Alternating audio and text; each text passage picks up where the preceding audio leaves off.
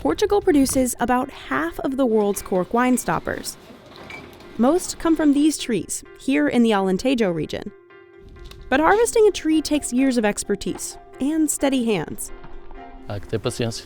Com varilhas, como a gente cá chama, que é dois homens, para se ajudarem um ao outro, com muito cuidado para não dar cabo das árvores.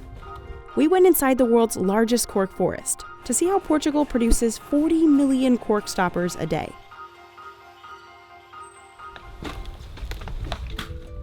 These are cork oak trees. They're so special.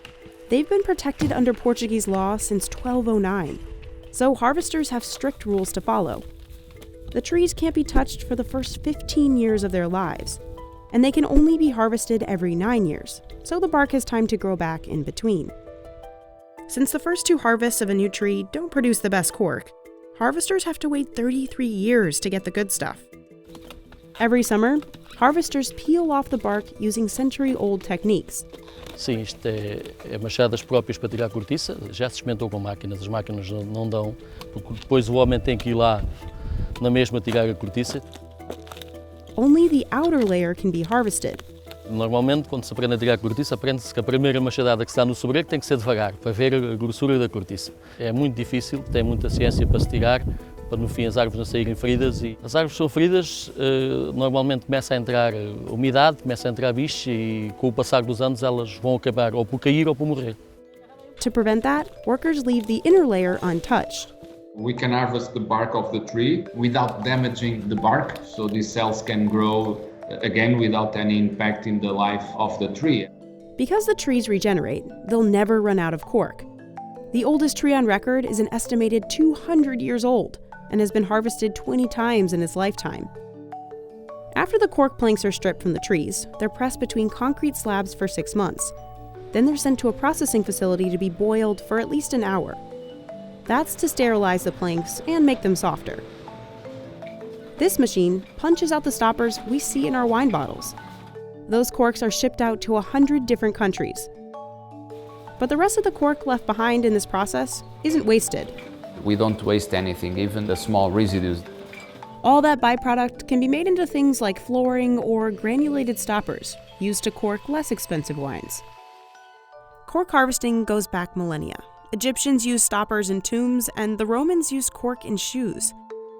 Today, Portugal harvests 100,000 tons of cork every year and owns a third of the cork oak forests in the world. That is a real retainer of CO2, protected for biodiversity. This tree that separates the south of Europe and North Africa from the Sahara Desert, so it's a barrier to desertification. Cork sustainability was part of what saved the Portuguese wine stopper. In the early 2000s, winemakers began turning to synthetic closures and screw tops for bottles, and the value of cork plummeted. But as consumers became more environmentally conscious in the 2010s, the movement against single-use plastics that is happening all over the world, it's a real opportunity for cork. Cork exports grew 52.3% in nearly a decade. In 2018, Portugal passed a record $1 billion worth of cork exports. Exports, we kept that number and very close to 1.1 billion in 2019, and now we are waiting for the final numbers of 2020.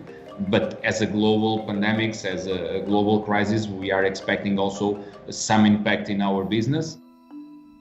Despite the COVID-19 pandemic, the 2020 harvest didn't stop. The cork harvest this year happened very smooth. We are talking about an activity that it's done at open air, it's out.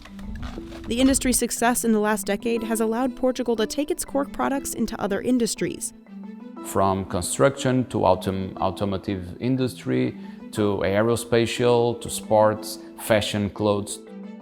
But even as cork demand continues to grow, harvesters plan to keep doing things the same way they always have, with a good axe.